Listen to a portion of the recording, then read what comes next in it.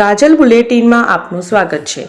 ગત 18મી જાન્યુઆરીએ સમગ્ર દેશ અને રાજ્યમાં વડોદરા હરણી લેક ઝોનની ગોઝારી બોટ દુર્ઘટનામાં 12 માસૂમ બાળકો અને 2 શિક્ષિકા સહિત કુલ 14 વ્યક્તિઓના મૃત્યુ થયા હતા। તે ઘટનાને લઈ વડોદરા કોર્પોરેશનના ઘણા અધિકારીઓ જવાબદાર છે,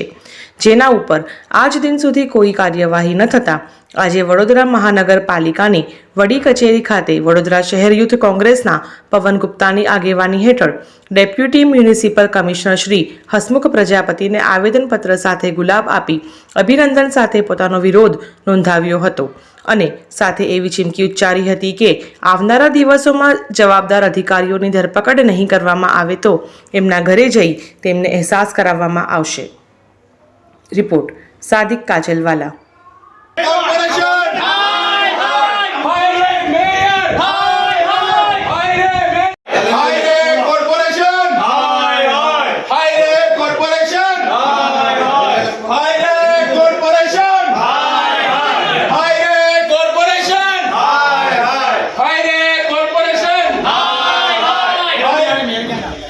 पीछे जाने का मेयर क्या पीछे जाने का मेयर क्या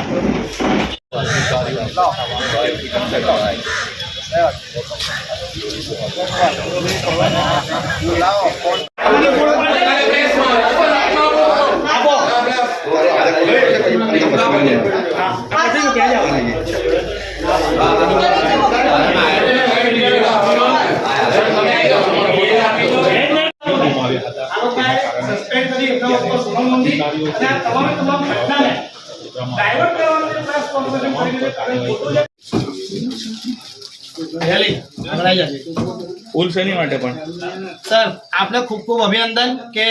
जे हरणी बोट कांडना अंदर जे कॉर्पोरेशन अधिकारी आ कांडना अंदर पूरो भाग भजव्यो छे ए छतां एमने बचाववा माटे जे कॉर्पोरेशन ज्यां तक तो घड़ी रही है अने नाना नाना जवाबदार नाना अधिकारीओ के जेमनो आमां कोई ज रोल नथी छतां एमने पकड़वामां आवी रह्या छे ए बदल आ कॉर्पोरेशनने खूब खूब अभिनंदन पाठवीए छे। साथे साथे मांग करीए छे के ज्यारे 12 नाना भूलकाओनुं मृत्यु थयुं होय अने 2 शिक्षकोनुं मृत्यु थयुं होय त्यारे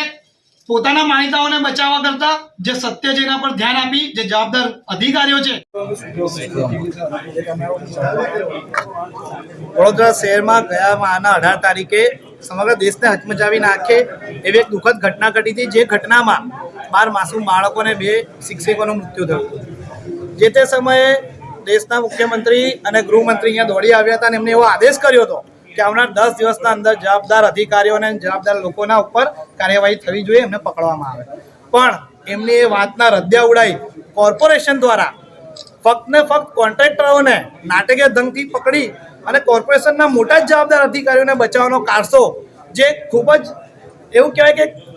શિક્ષિત વ્યક્તિએ એક સારો કારસો રચીને ઘડ્યો હોય એવું લાગી રહ્યું છે। ત્યારે 1 મહિનો થઈ ગયો, કોઈ પણ અધિકારી પર કાર્યવાહી થઈ નહીં અને પાછલા દિવસોમાં જે બિચારા આસિસ્ટન્ટ એન્જિનિયરો કે જેમનો આમાં કોઈ જ વાક નથી એમના ઉપર સંપૂર્ણ દોષનો ટોપલો ઢોળી દેવામાં આવ્યો છે। ત્યારે અમે મ્યુનિસિપલ કમિશનરને અભિનંદન આપવા આવ્યા છે કે જે કારસો અધિકારીઓને બચાવવાનો આપણે ઘડ્યો હતો એમાં ક્યાંક ને ક્યાંક આપ સફળ થઈ રહ્યા છો, એ બદલ આપને અભિનંદન, એમને ગુલાબ આપીને અભિનંદન આપ્યું છે અને સાથે એવી માંગ કરી છે કે આવનાર દિવસોમાં જવાબદાર અધિકારીઓને જો તમે